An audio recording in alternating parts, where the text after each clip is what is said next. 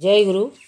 আজ আমি আপনাদের ঠাকুর মহারাজের 5 নম্বর চিঠিটি পড়ে শোনাব। ঠাকুর মহারাজ লিখছেন, শান্তি আশ্রম, পোস্ট কোকিলামুখ, 29 শ্রাবণ। কল্যাণ বরেষু পরম শুভাশিসাং রাশয় সন্তু নিত্যম। গো, তোমার পত্র পাইয়া বিস্তারিত সমাচার অবগত হইলাম। এখানে জ্ঞানী গুরু ও দ্বিতীয় সংস্করণ ও প্রেমিক গুরু ছাপা হইতেছে, আর্যদর্পণও চলিতেছে।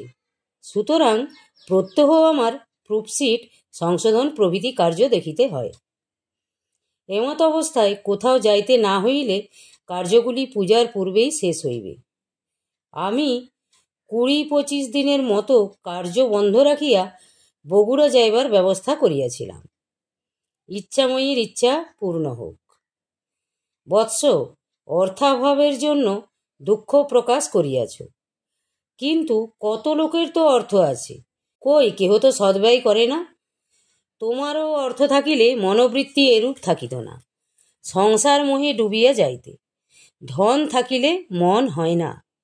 সুতরাং সকলই মঙ্গলময়ের মঙ্গলবিধান ভাবিয়া প্রাণ আনন্দে ডুবাইয়া রাখো। কতদিনের সংসার, কতদিনেরই বা অসুবিধা। সুতরাং ইহা ভাবিয়া অশান্তি ভোগ করিও না।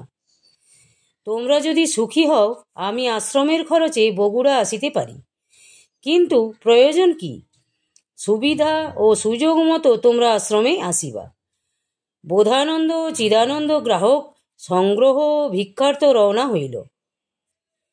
তোমরাও তাহাদের কার্যে সহায়তা করিবে। রংপুর, দিনাজপুর প্রভৃতি স্থানে পরিচিতি লোক থাকিলে তাহাদেরও অনুরোধ করিবা, যেন সেবকদের সাহায্য করে। অন্যান্য মঙ্গল।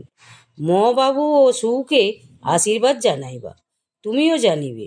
ইতি শুভানুধ্যায়ী ঠাকুর। ঠাকুরের 5 নম্বর চিঠি আমি আপনাদের পড়ে শোনালাম। যদি আপনাদের ভালো লেগে থাকে তাহলে চ্যানেলটিকে সাবস্ক্রাইব করবেন, লাইক করবেন, কমেন্ট করবেন এবং শেয়ার করে আমার সাথে থাকবেন। জয় গুরু, জয় গুরু।